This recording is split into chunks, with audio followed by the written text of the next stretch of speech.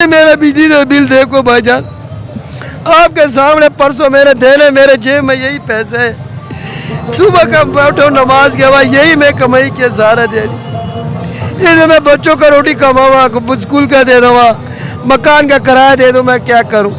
मैं कह या अल्लाह मेरी मौत दे इस ज़िंदगी से, मैं बहुत तंग आया हूँ अपनी ज़िंदगी।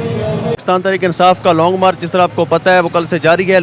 कलमा चौक और लिबर्टी से स्टार्ट होने वाला ये लॉन्ग मार्च, यहाँ पर खासी तादाद है जो यहाँ पर इकट्ठी है और बढ़ता ही जा रहा है। जैसे जैसे आगे बढ़ते जा रहे हैं अवाम का जो रश है वो काबिल दीद है, वो बढ़ता जा रहा है और इम्पोर्टेड हुकूमत के लिए यकीनन ये टफ़ टाइम देने के बराबर है। अभी अगर मैं आपको दिखा सकें, ये पीछे खान साहब का कंटेनर मौजूद है।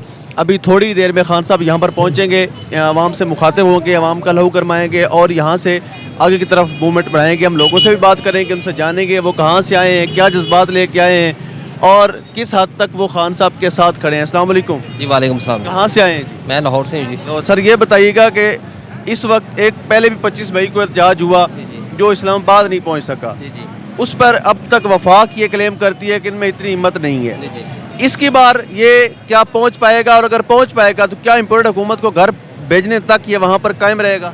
हाँ जी बिल्कुल, ये 25 को तो जो चीज़ वो सब आवाम के सामने है, जो बर्बरियत जो इन लोगों ने की है।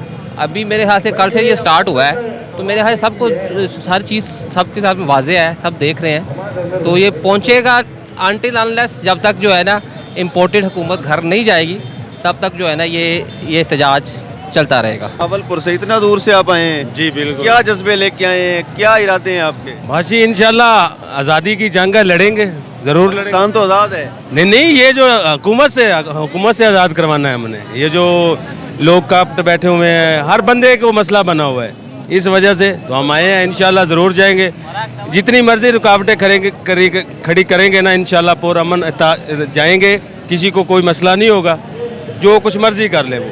ये लॉन्ग मार्च इस्लामाबाद इंशाल्लाह ज़रूर पहुँचेगा। इनकलाब चाहिए किससे? मुल्क में। किससे इनकलाब चाहिए? तब्दीली किससे चाहिए? किससे चाहिए? चोर पार्टियों से कौन सी चोर पार्टी है? जो है, आपको भी पता है।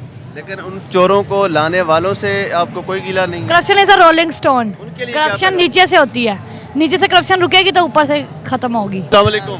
वालेकुम सलाम यार। हम तो कहाँ से आए हैं जी? मैं बटग्राम का रहने वाला हूँ। किराया मकान है, मेरे बच्ची बीमार है, किराया मकान है। ये मासों तक पहुँच गई। बिजली का बिल 4000 रुपये मेरे तौफीक नहीं है जो वो मैं दे दूँ। मैं इतना गरीब हूँ जो रोटी का मथाज हो गई हूँ। मकान का किराया, बिजली का बिल बहुत सर में चढ़ी है। 6 मेरी बेटी है, बहुत गरीब आदमी हूँ, परेशान फिरता हूँ रोडों में। कभी ज़िंदगी आगे हाथ नहीं रखा था, आज इतना ऊँचा रोड में फिरता हूँ, आगे हाथ रखता हूँ सिर्फ अपनी बच्चियों के खातिर और गैरत के खातिर।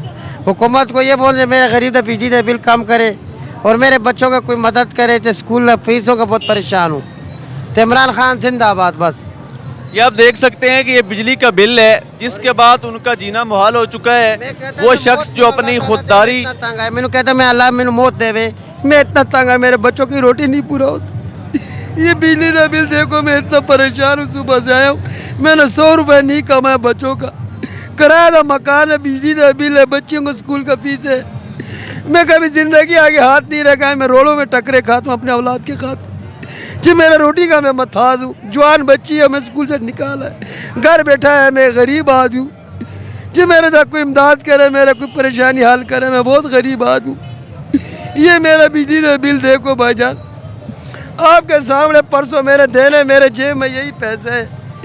सुबह का बैठो नमाज के बाद यही मैं कमाई के सहारा दे रही। इसमें मैं बच्चों का रोटी कमावा, स्कूल का दे दूँगा, मकान का किराया दे दूँ, मैं क्या करूँ। मैं कह या अल्लाह मेरी मौत दे इस ज़िंदगी से, मैं बहुत तंग आया हूँ अपनी ज़िंदगी। आप देख सकते हैं कि एक ऐसा मुल्क जो ला इलाहा इल्लल्लाह की बुनियाद पे बनाया गया था, लेकिन यहाँ पर चोर, लुटेरे, डाकू, बददियानत, गायन, गासिब लोग जब से यहाँ पर मुसल्लत हुए हैं उसके बाद जो आवाम का हाल है वो आए रोज़ बिगड़ता जा रहा है। एक खुददार शख्स जो अपनी खुददारी को ठेस नहीं पहुँचा सकता था, आज वो हाथ फैलाने पर मजबूर है और उनका ये हालात हो चुके हैं कि वो आपके सामने मखलूक, खालिक की बजाय मखलूक के सामने रो रहे हैं। तो हुक्काम बाला से गुजारिश है कि सोचना होगा, अगर यही हशर रहा तो दूर नहीं है कि जिस तरह पहले बसूरत सैलाब, बसूरत ज़लज़ला अज़ाब नाज़िल हो रहे हैं, फिर इसी तरह के अज़ाबों की तवक्को ही की जा सकती है।